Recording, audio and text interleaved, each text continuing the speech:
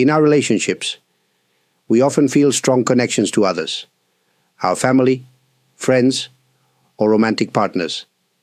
This is natural. However, when these connections turn into attachment, they can become a source of suffering. What does attachment mean in this context? It is the feeling of needing someone in order to be happy, the fear of losing them, or the belief that we cannot live without them. Attachment creates expectations. We expect people to act in a certain way, to always be there for us, or to make us feel loved and secure. But life is uncertain. People change, relationships evolve, and sometimes they end. When we are too attached, these changes cause deep pain. We feel betrayed, lonely, or lost.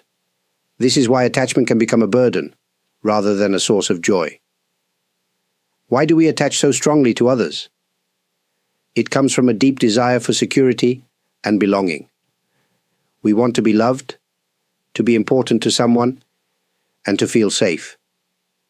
These desires are not wrong, but when they become the foundation of our happiness, we suffer. The more we depend on others for our emotional well-being, the more unstable our happiness becomes. Buddhism teaches that everything in life is impermanent. Nothing stays the same forever. This includes relationships. When we fail to accept this truth, we hold on too tightly, fearing loss. But clinging does not stop change. Instead, it creates more suffering when change inevitably happens. Detachment does not mean we stop caring. It does not mean we isolate ourselves or avoid deep connections. Instead, it means loving and caring without clinging. It is about being present in a relationship without losing ourselves in it. If we can learn to appreciate relationships without attachment, we can love more freely, communicate more honestly, and find deeper peace. Instead of fearing loss, we cherish the present moment. Instead of depending on others for happiness, we find happiness within ourselves. In Buddhism, detachment does not mean rejecting relationships or living without emotions. Instead, it means freeing ourselves from the suffering caused by attachment.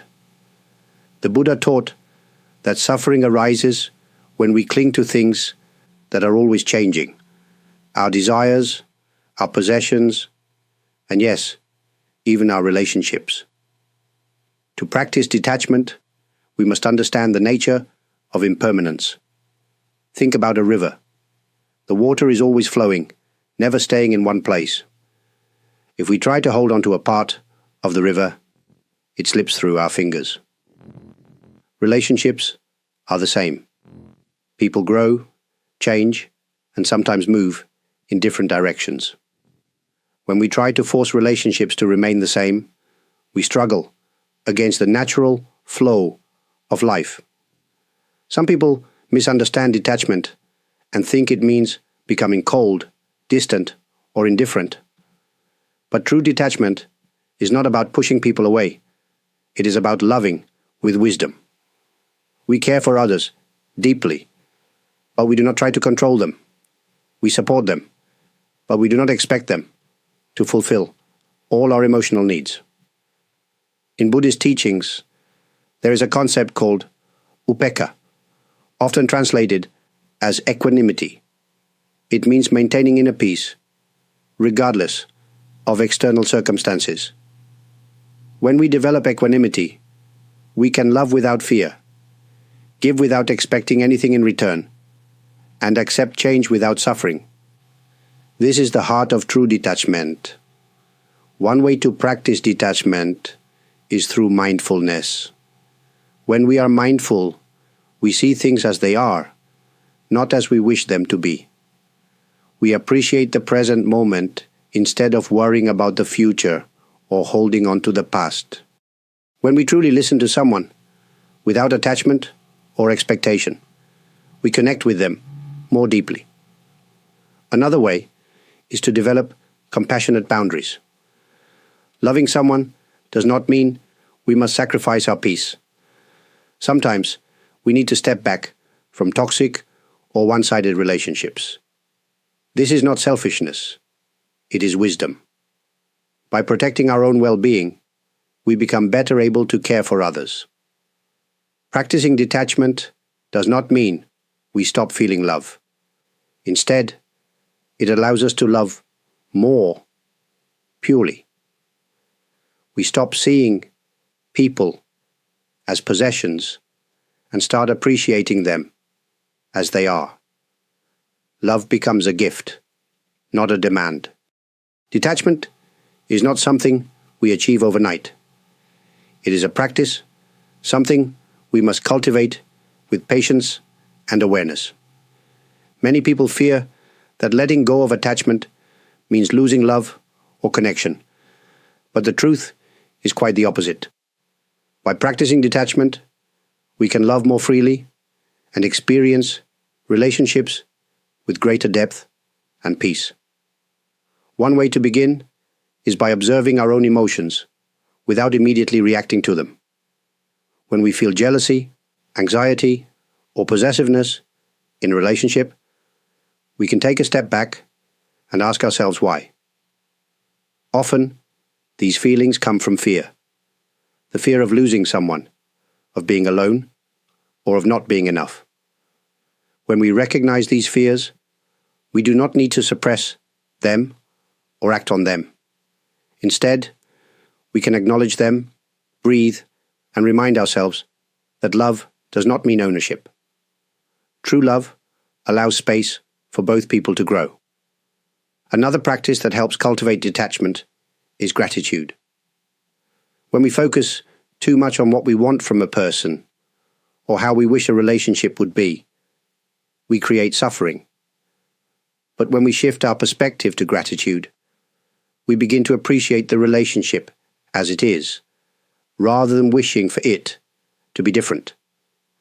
Instead of worrying about whether a person will always be there, we can simply be thankful for the moments we share.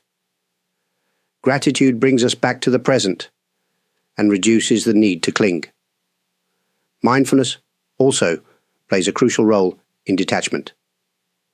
When we practice being fully present, we engage with others without letting our minds wander into fears of the future or regrets of the past. We listen more deeply, speak with greater sincerity, and cherish interactions as they happen. A mindful approach to relationships helps us embrace impermanence, understanding that every meeting, every conversation, and every shared moment is valuable, even if it does not last forever. Another powerful step toward detachment is learning to let go of control. Many people try to shape relationships to fit their expectations, believing that if they do everything right, the other person will stay, love them in a certain way, or never change. But people are not fixed objects. They evolve, make choices, and follow their own paths. Accepting this truth allows us to stop resisting change and start embracing the natural flow of life. Instead of holding on tightly, we open our hands and hearts, trusting that what is meant to stay will stay, and what is meant to leave will leave. Practicing detachment does not mean abandoning love. It means allowing love to be free. It is about giving without demanding, supporting without controlling, and caring without fear. When we detach from our need to possess or control, we create space for deeper, more meaningful connections. Practicing detachment in relationships is not about distancing ourselves from others, nor is it about suppressing emotions. It is about embracing love with wisdom and balance, allowing relationships to grow naturally without clinging to expectations or fears.